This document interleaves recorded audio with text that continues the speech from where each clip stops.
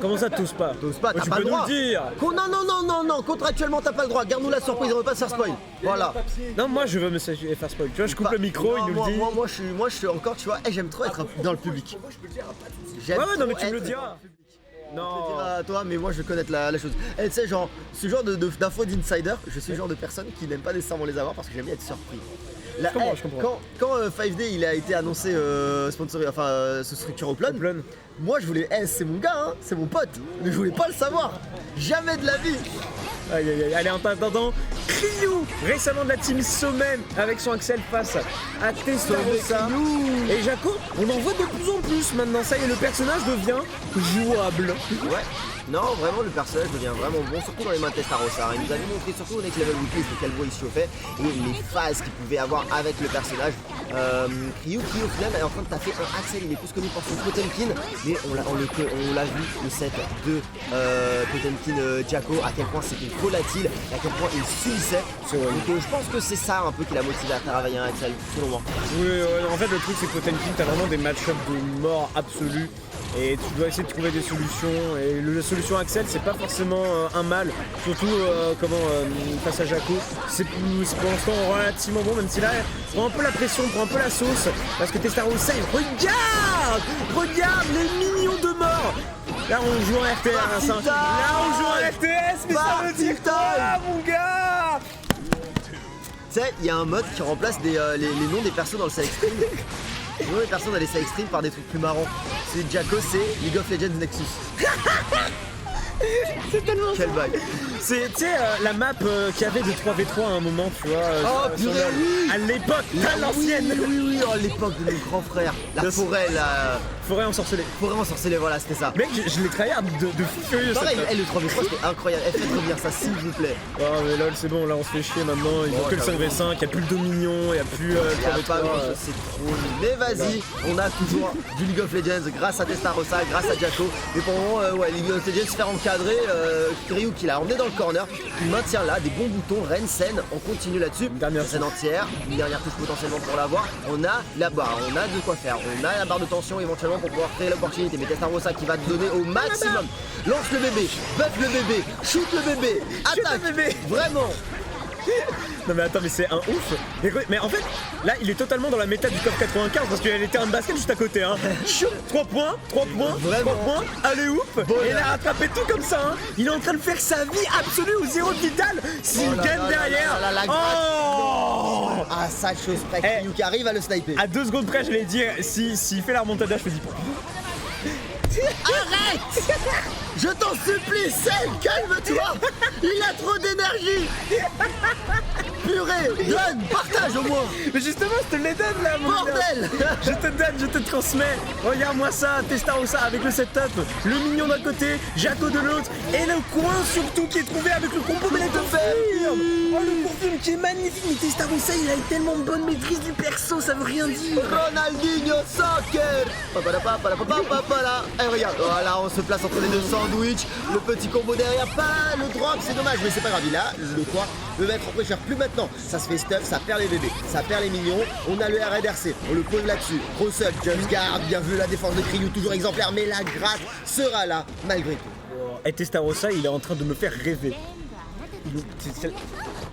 Oui. Comme ça. Bras tendus, les mains vers le ciel, Testarossa, invocation. Vraiment, pour le coup, incroyable ce qu'il est en train de nous proposer. Et surtout que des Jaco, il n'y en a pas tant que ça. Bah, Mais c'est ça. Vraiment, du coup, de voir une maîtrise de Jaco comme ça, c'est toujours spectaculaire, c'est toujours vraiment un plaisir pour les yeux. Et c'est pour vous, mesdames et messieurs, dans ce CoF 95. C'est rien que pour vous. Quel bail. Ah, il continue en plus hein, avec sa sauce.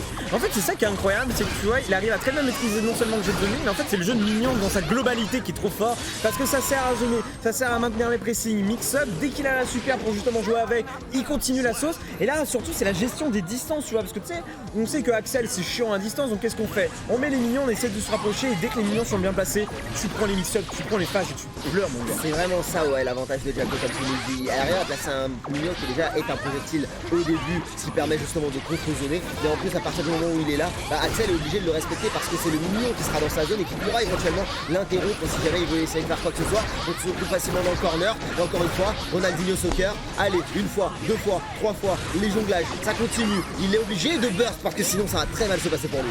Voler n'est pas bon. Voler n'est pas bon. Non mais c'était quoi ce pressing? Mec, ça a duré 10 ans, genre j'ai eu le temps de faire mon plan retraite épargne. Qu'est-ce que ça veut dire? Ouais, on continue, un basket, Allez, 3 points. En fait, c'est ça le truc, c'est que, oh, mais regarde, tu vois, typiquement, casse la distance, on se rapproche, RC, confirme, et là-dessus 2-0. Mais Testarossa, mais genre vraiment, il a un game plan parfait face à Axel. Non, c'est incroyable. Et vraiment, je me pose les mêmes questions que Cryo parce que Potemkin, c'est pas assez. Axel, c'est pas assez. Mais on est obligé de retourner sur un perso sur lequel on a une plus de maîtrise. Axel, pour le moment, ça ne marche toujours pas. Et donc voilà, on est quand même 2-0 déjà pour Testarossa. Donc ça va être très compliqué pour lui s'il a envie de continuer. Ouais, bah là, de toute façon, c'est tout ou rien. Hein. Il tente son Potemkin parce qu'il a plus vraiment le choix. Après là, ça permet de remettre sur un nouveau game plan du coup face à un Potemkin. Et puis quand même, c'est assassin de tomber sur Testarossa pour son premier match. Pour dire vraiment les équipes qui auront chamboulé le bracket pour un peu tout le monde. Et avoir un match comme ça, c'était quand même, si je dis pas de bêtises, la loser finale, je crois, de la dernière weekly. Je sais pas. C'était, il me semble, la loser finale. D'accord, ok. Ok, c'était Testarossa qui avait gagné. Testarossa qui avait gagné et c'était un match extrêmement serré. Vraiment down the wire. Down the wire. Down to the sickness. Get down to the sickness. Mon gars! Incroyable. Évidemment, levez-vous. Pogo, circle pit dans l'avenue. T'en as rien à foutre. Ouais, oh les nez mignons. Les meufs, pour le coup, ça passe très bien pour le moment. Oh, ça attaque comme il faut. 1, 2, 3, un troisième. Pour la bonne mesure. Pas d'armure qui va te sauver. C'est vraiment tellement dur. Insupportable. Pour Cryo.